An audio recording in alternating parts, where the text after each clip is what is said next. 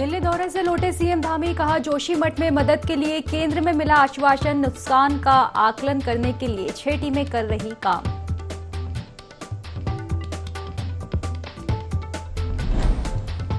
जोशीमठ पहुंचा कांग्रेस का प्रतिनिधिमंडल, प्रभावित परिवारों से की मुलाकात, कहा संकट के समय प्रभावितों के साथ खड़ी है कांग्रेस।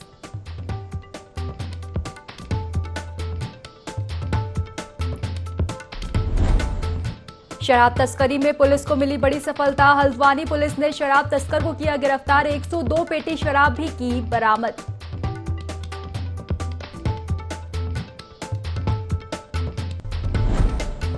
और 6 किलोमीटर पैदल चलकर नेपाल सीमा से लगे कायल गांव पहुंचे चंपावत डीएम, लगाया जनता दरबार, लोगों की सुनी समस्याएं।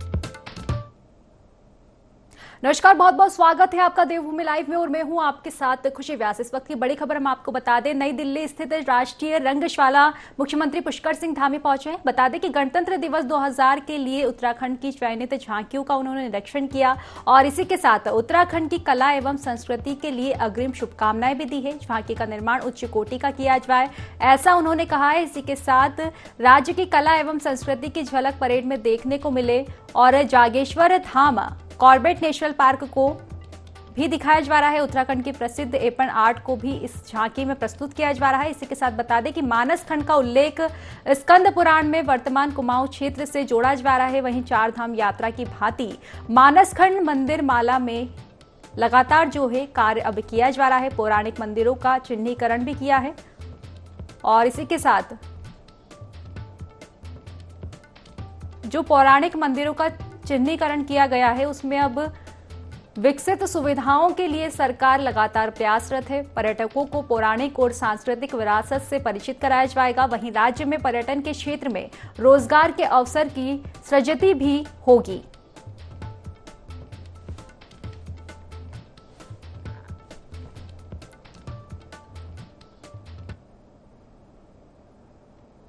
दिल्ली दौरे से लौटे सीएम पुष्कर सिंह धामी ने तमाम जानकारी साझा की। इस दौरान सीएम ने जोशीमठ को लेकर केंद्रीय गृह मंत्री को रिपोर्ट सौंपी, जिसके बाद उन्होंने जोशीमठ के लोगों के लिए मदद का भरोसा दिया और जल्द से जल्द लोगों को आर्थिक मदद दिए जाने की बात कही। सीएम पुष्कर सिंह धामी का कहना है कि जोशीमठ को लेकर 6 टीम लगातार पूरे इलाके का आकलन कर रही है ताकि इसका सही पता लगाया जा सके। इतना ही नहीं, सरकार की कोशिश है कि लोगों को ज्यादा परेशानी ना हो, इसके लिए लगातार समीक्षा भी की जा रही है। वहीं मौसम के बिगड़ते हालात को देखते हुए सीएम धामी ने कहा कि लोगों की मदद के लिए अधिकारियों को जरूरी निर्देश दिए गए हैं।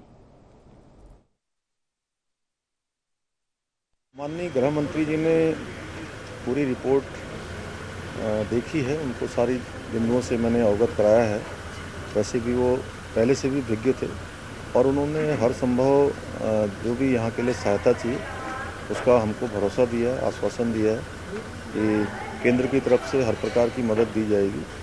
और अभी सभी प्रकार के जो आकलन हैं वो कर रहे हैं। 8 एजेंसियाँ वहाँ पर अपना आकलन कर रही हैं, अपना सर्वेक्षण कर रही है। क्योंकि एक प्रारंभिक रूप से जो हम लोगों को अभी वहाँ के प्रभावित लोग हैं उनकी आवश्यकता के लिए, उनकी ज़रूरत के लिए, उनकी मदद के लिए जो भी चाहिए उस पर हम लोग काम कर रहे हैं। उसी को लेकर अभी एक समीक्षा भी हमने रखी है। उसमें जो तात्कालिक रूप से और जो डेवलपमेंट हुए हैं उस पर बात करके हम लोग उसको आगे जो करना है उसको करेंगे। मौसम चूँकि अब ये तो एक प्राकृतिक वो है, लेकिन हम लोग हर प्रकार से तैयार हैं कि लोगों की जान माल की सुरक्षा हर स्थिति में करेंगे। कोटद्वार राजकीय बेस चिकित्सालय में विधानसभा अध्यक्ष रितु खंडूरी पहुंची, जहां उन्होंने नवनिर्मित आवासीय ब्लॉक का लोकार्पण किया, जिससे अब अस्पताल में ड्यूटी कर रहे स्टाफ को अस्पताल परिसर में ही रहने की सुविधा मिल सकेगी। साथ ही विधानसभा अध्यक्ष ने अस्पताल में ट्यूमर मार्कर मशीन का भी उद्घाटन किया, जिससे अब थायराइड कैंसर के साथ अन्य 16 जांच भी एक साथ हो सकेगी और कोटद्वार के लोगों को जांच कराने के लिए शहर से बाहर नहीं जाना पड़ेगा।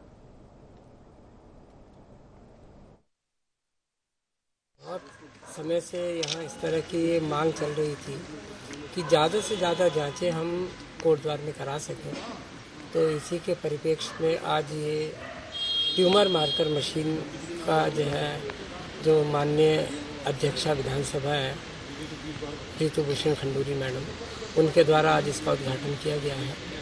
और इसमें बहुत सारे टेस्ट एक ही साथ हो सकते हैं। इसमें 16 जांचें हम करा सकते हैं। 16 सैंपल एक साथ इस मशीन में डाल करके और कंप्यूटर से उसकी प्रोग्रामिंग की जाती है। सैंपल नंबर 1 किस चीज़ के लिए हमने लगाया है और डिफरेंट एजेंट यूज़ करते हुए और हम इसमें टेस्ट लगाते हैं और 2 घंटे के अंदर अंदर इसके रिजल्ट भी आ जाते हैं। तो मैं समझता हूँ कोटद्वार के लिए एक बहुत बड़ी उपलब्धि होगी। इस हॉस्पिटल कोटद्वार पहुंची और यहाँ पर 2 चीज़ों का हमने उद्घाटन किया। एक 10 घरों का एक ब्लॉक बना है यहाँ पर फॉर डॉक्टर्स के रहने के लिए मकान बने हैं। 10 उसमें यूनिट्स हैं, तो आज उसका एक उद्घाटन था। और दूसरा एक ट्यूमर मार्कर मशीन इन पैथोलॉजी, जिसमें थायराइड से लेके और कैंसर अगर डिटेक्ट हो रहा है आपके ब्लड टेस्ट से ही मात्र 2 घंटे में आपको प्रिलिमिनरी रिपोर्ट जो होती है, जो शुरुआती रिपोर्ट होती है, वो आपको मिल जाएगी। तो मैं बहुत खुश हूँ कि इस तरह की चीज़ें जो हम चाह रहे हैं कि लोगों को सुविधा हो, कोटद्वार में लोगों को सुविधा हो, एकदम से बाहर जाने की आवश्यकता ना पड़े, उस तरह का प्रयास शुरू हुआ है। तो मैं सभी को ढेर सारी शुभकामनाएं। और उधम सिंह नगर के प्रभारी मंत्री गणेश जोशी ने काशीपुर मंडी गेस्ट हाउस में बीजेपी कार्यकर्ताओं से मुलाकात की। उन्होंने यहां कार्यकर्ताओं को टिप्स भी दिए। इस दौरान उन्होंने मोदी सरकार के साथ साथ धामी सरकार की बढ़ाई करते हुए महिलाओं का उत्थान किए जाने की बात कही। साथ ही कहा कि हम महिलाओं के उत्थान के लिए कई योजना लाएंगे। उन्होंने केंद्र और प्रदेश सरकार का बखान करते हुए कहा कि जनता ने बीजेपी से जो उम्मीद जोड़ी थी उस पर हमारी सरकार खरा उतर रही है। प्रधानमंत्री नरेंद्र मोदी जी ने गद्दी संभालते ही कहा था, बेटी बचाओ बेटी पढ़ाओ। हमारी सरकार पर चलते हुए बेटियों को आगे बढ़ाने का काम कर रही है। आज हमारे प्रदेश के अंदर 50,000 से अधिक स्वयं सहायता समूह चल रहे हैं कि महिलाओं को जिस क्षेत्र में लगाएं, ज्यादा ईमानदारी से काम करती है। बदले कहूँ कि हमारी जो मातृशक्ति है, जहाँ इस राज्य को बनाने में मातृशक्ति का बड़ा योगदान है, वहीं इसको संवारने में भी मातृशक्ति का योगदान मिलेगा।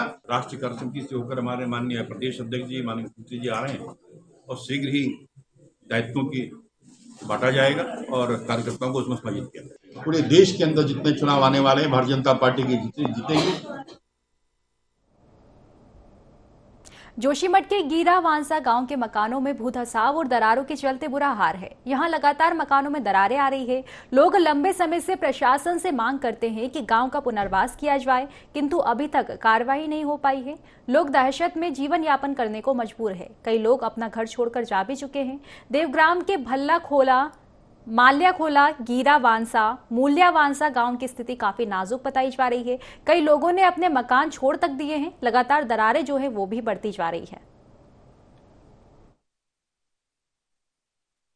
हमारी ग्राम पंचायत देवग्राम के जो विभिन्न तोप हैं, इसमें जो है भलकोला है, ये देवग्राम है, मलखोला है, गीरा है और बांसा है। इसके विभिन्न लोगों के जो है कि घरों पर लगातार दरारें आ रही है और जो ज़मीन है उसमें भी लगातार जो है दरारें आ रही है और भूधसाव हो रहा है, क्योंकि विगत 2013 से यहाँ पे जो है इस तरह से ये भूधसाव लगातार हो रहा है। इस पर जो है हम लोगों ने कई बार जो है सरकार से जो है इस पर कार्रवाई करने के लिए और लोगों के विस्थापन के लिए जो है कार्रवाई की है, लेकिन अभी तक जो है सरकार इसको सुनने के लिए तैयार नहीं है और नहीं अभी तक सरकार के द्वारा इस पर कोई कार्रवाई की गई है। उत्तराखंड लोक सेवा आयोग में पटवारी पेपर लीक मामले को लेकर कांग्रेस लगातार सरकार पर हमलावर है। हरिद्वार ज्वालापुर कांग्रेस विधायक रवि बहादुर और यूथ कांग्रेस के प्रदेश अध्यक्ष सुमित्तर भुल्लर ने पटवारी पेपर लीक मामले की सीबीआई जांच कराने की मांग की है। साथ ही मांग पूरी न होने पर सड़क से लेकर सदन तक सरकार को घेरने का ऐलान भी किया है।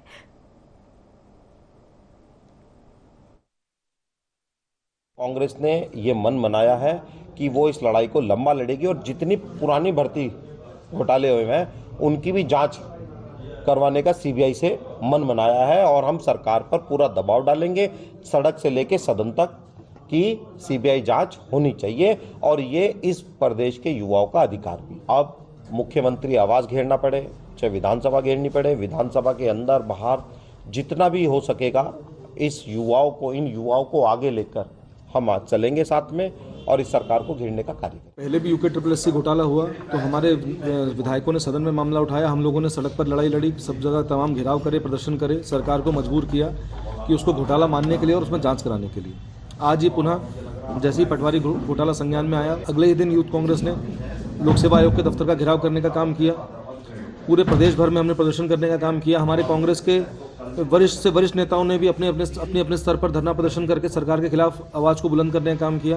और आज फिर सरकार ने लीपापोती करते हुए कुछ दिन परीक्षा टालने का काम किया। हमने कहा था कि जांच होनी चाहिए और जब तक दूध का दूध पानी का पानी नहीं हो जाता, जब तक इस प्रदेश के नकल माफिया की कमर नहीं तोड़ दी जाती, जब तक सब सलाखों के पीछे नहीं हो जाते, तब तक युवाओं को हमारी संस्थाओं पे भरोसा पुनः जागृत नहीं होगा और तब तक हमें परीक्षाएं नहीं करानी चाहिए। हमारी ये मांग थी और हमारी मांग थी कि सीबीआई जांच हो और हम लगातार इन मांगों को लेकर के लड़ाई आगे भी लड़ेंगे और निरंतर इस लड़ाई को हम सड़क पर भी लड़ेंगे और सरकार को मजबूर करेंगे कि इसकी सीबीआई जांच करानी।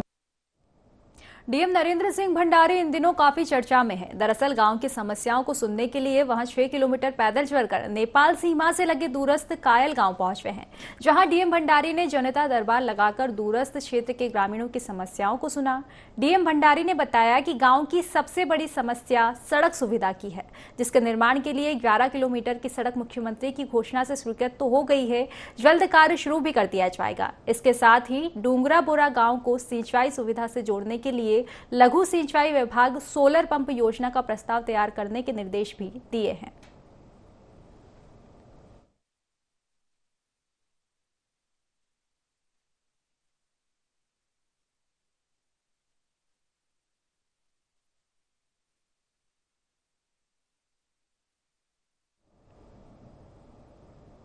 हरिद्वार के जिला अधिकारी विनय शंकर पांडे की अध्यक्षता में कलेक्ट्रेट सभागार में जिला आपदा प्रबंधन प्राधिकरण की बैठक आयोजित की गई। बैठक में जिला पंचायत अध्यक्ष राजेंद्र सिंह, किरण चौधरी, वरिष्ठ पुलिस अधीक्षक अजय सिंह ने प्रतिभाग किया।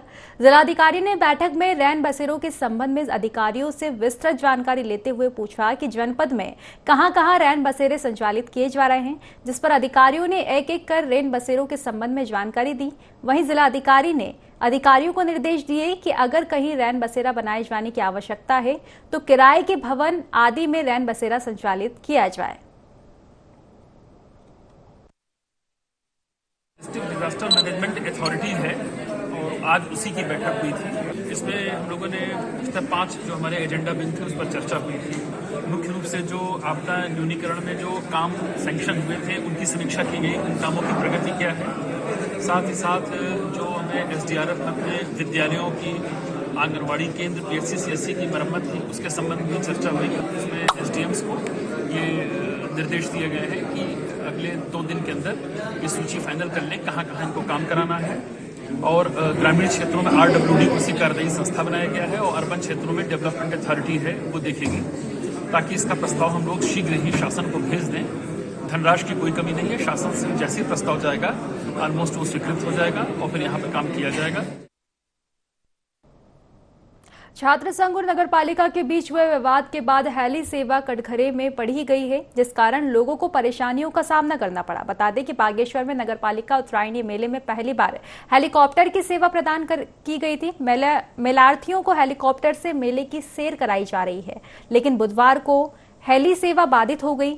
हेली सेवा पीजी कॉलेज बागेश्वर के मैदान से चल रही थी, लेकिन कॉलेज छात्र संघ पदाधिकारियों ने इसका विरोध शुरू कर दिया और यहां से हेलीकॉप्टर को उड़ने नहीं दिया। कॉलेज छात्रों ने हेलीकॉप्टर सेवा से होने वाले मुनाफे से कुछ अंशदान देने की बात पालिका प्रशासन से की, जिससे पालिका ने साफ इनकार कर दिया। फिलहाल पालिका प्रशासन कई दूसरे स्थान से हेलीकॉप्टर उड़ाने की बात कर रही है। हम यहाँ होली सेवा के लिए इधर आए थे अपने माँ बापों को लेके, तो सवेरे से बैठे हैं यहाँ। कॉलेज वालों के प्रदर्शन की वजह से हम इतनी परेशानी झेलनी पड़ी है। अभी तक चला नहीं है और इंतज़ार में है अभी भी। महाविद्यालय प्रशासन से बिना किसी परमिशन के यहाँ पर शुरू की गई है, जो बिल्कुल अवैध है। कुछ व्यक्तिगत लोगों के लाभ के लिए यहाँ पे हेली सेवा शुरू की गई है। किराया इतना महंगा है और इसका कोई अंशदान, जबकि जो रूलिंग होती है उसके हिसाब से अगर आप किसी महाविद्यालय या किसी भी परिसर का आप कोई भी फील्ड या कोई भी भवन यूज करते हैं तो उसका अंशदान आपको कॉलेज प्रशासन को देना होता है। यहाँ तो अंशदान देने की दूर की बात है, यहाँ कॉलेज प्रशासन से पूछा तक नहीं गया। कॉलेज प्रशासन खुद लेटर लिख रहा है कि आपने बिना पूछे कैसे कर दिया है। तो इस वजह से हम यहाँ पर आंदोलन पर बैठे हुए हैं। लक्सर के सुल्तानपुर में ड्रग्स विभाग ने मेडिकल संचालकों की बैठक की, जिसमें संचालकों को कई तरह के निर्देश दिए गए। बता दें, इस तरह की बैठक हर 6 महीने में की जाती है। ड्रग्स इंस्पेक्टर अनीता भारती ने संचालकों को दवाइयों के रखरखाव को लेकर खास सुझाव दिए, साथ ही सख्त निर्देश भी दिए। नारकोटिक्स दवाइयों का इस्तेमाल ना किया जाए और अगर ऐसा करते कोई पाया गया तो सख्त कार्रवाई की जाएगी। साथ ही सभी मेडिकल स्वामियों को अपने स्टोर में कैमरे लगाने के लिए अनिवार्य रूप से निर्देश दिए गए हैं। सुल्तानपुर में यहाँ पर एक मीटिंग रखी गई थी। ये हर साल यहाँ पे 6-6 महीने में मीटिंग होती है। मोस्टली मेरे द्वारा यहाँ के जितने भी मेडिकल स्टोर हैं उनको जितनी भी दवाइयों के रखरखाव से और डिस्ट्रीब्यूशन से रिलेटेड जो भी सावधानियाँ होती हैं वो बताई जाती हैं कि कैसे दवाई का वितरण करना है और कैसे दवाई को स्टोरेज करना है। आज यहाँ पर इन सभी को आदेश दिए गए हैं कि कैमरे सभी को लगाने हैं। नारकोटिक दवाइयों का बिल्कुल भी जो लाइफ सेविंग ड्रग्स हैं उनका मिसयूज नहीं होना, और अगर कहीं पर भी कोई गलत होता हुआ कोई भी जो है अपरिचित व्यक्ति द्वारा अगर कहीं पर दवाइयों का विक्रय किया हुआ पाया जाता है तो मुझे सूचित करते हुए उस पर कार्रवाई की जाए। लोहाघाट डाकघर के बीएसएनएल की लाइन में खराबी आने के चलते पिछले 3 दिनों से लेन देन का पूरा कार्य ठप पड़ गया है। बता दें कि लोग चक्कर काटते थक चुके हैं। डाकघर में पैसों का लेन देन न होने से उपभोक्ता निराश होकर लौट रहे हैं। आक्रोशित लोगों ने डाकघर के अधिकारियों की कार्यप्रणाली पर गहरी नाराजगी जताई हुई है।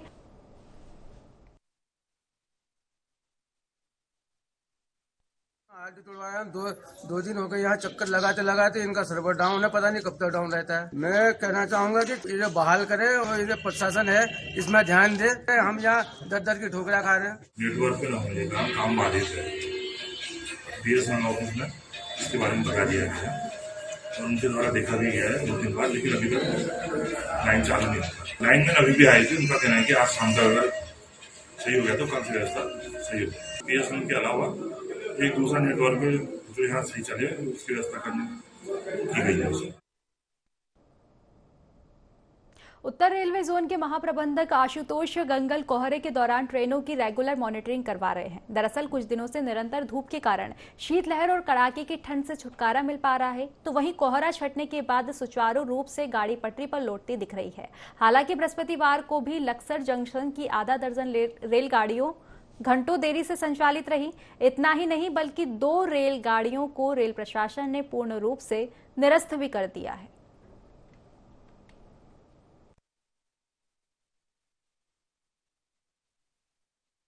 कोहरे की स्थिति बीच में काफ़ी खराब थी, आपको भी मालूम है, और उस समय हमारा यातायात जो है उस पर प्रभाव पड़ा था। ट्रेन अपने ऑफ शेड्यूल चल रही थी तो काफ़ी इफेक्ट हुआ था। अभी कुछ सुधार हुआ है कोहरे की स्थिति में, जिससे कोहरे की स्थिति में सुधार होने से आपने देखा होगा पंक्चुअलिटी में भी, ट्रेन रनिंग में भी आशा के अनुसार हम लोगों को सुधार मिला है। तो हम लोग इस स्थिति को निरंतर मॉनिटर करते हैं, जैसी आवश्यकता होती है उस हिसाब से ट्रेन यदि स्पीड रेस्ट्रिक्ट करने की ज़रूरत पड़ती है, अगर कोहरा ज़्यादा होता है तो वो किया जाता है, लेकिन ये इसकी रेगुलर मॉनिटरिंग होती रहती है। कोतवाली पंचेश्वर से नाबालिग छात्रा को पुलिस ने सकुशल छुड़वाया। छात्रा 12 जनवरी से लापता थी। मामले में आरोपी युवक को भी गिरफ्तार कर लिया गया है। कोतवाली पंचेश्वर के एसएचओ इंद्रजीत सिंह ने बताया कि 15 जनवरी को परिजनों ने गुमशुदगी की रिपोर्ट दर्ज करवाई थी। मामले में गांव के एक युवक पर बेटी के अपहरण के आरोप लगाए गए थे, जिसके बाद सर्विस लांस की मदद से पुलिस आरोपी तक पहुंची और मामले में आरोपी को गिरफ्तार किया गया। साथ ही मामले की जाँच लगातार की जा रही है। वाजी नाथ सिंह है, इनके द्वारा एक थाने में तहरीर दी गई थी कि इनकी पुत्री को रोशन, वहीं का रहने वाला रोशन सुमतराला पहला उठाकर ले गया है। कोई मुकदमा पंजीकृत कर दोनों को, लड़का और लड़की को बरामद कर लिया गया है। अग्रिम विवेचना जारी है और अभी जांच चल रही है, विवेचना प्रचलित है। हल्द्वानी में लगातार शराब तस्करी की जा रही है, जिसको लेकर एसओजी और हल्द्वानी पुलिस को बड़ी कामयाबी हाथ लगी है, जहां पुलिस ने टीपी नगर चौकी के पास टाटा मैजिक से लगभग 102 शराब की पेटियों को बरामद किया है।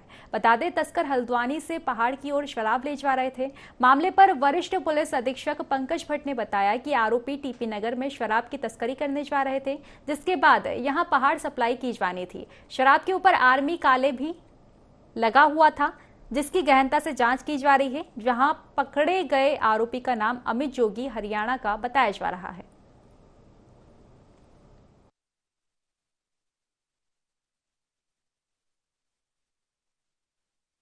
अमित जोशी ये सोनीपत हरियाणा का रहने वाला है। इस पुलिस द्वारा जब चेकिंग की गई टीपी नगर चौकी के सामने तो उसमें 102 पेटी रम ओल्ड मोंग पकड़ी गई है।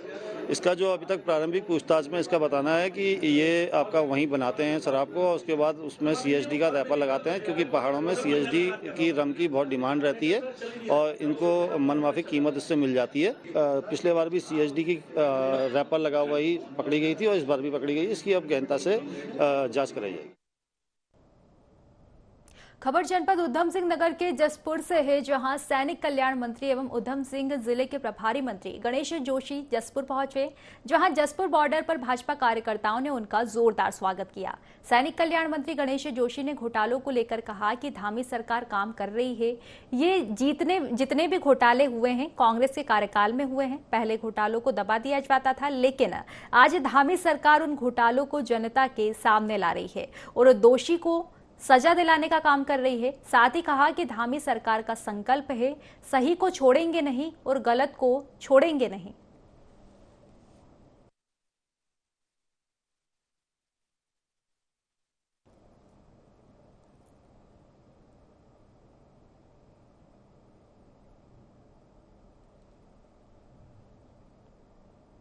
तो फिलहाल की खास खबरों में बस इतना ही। आप बने रहिए IND24 के साथ।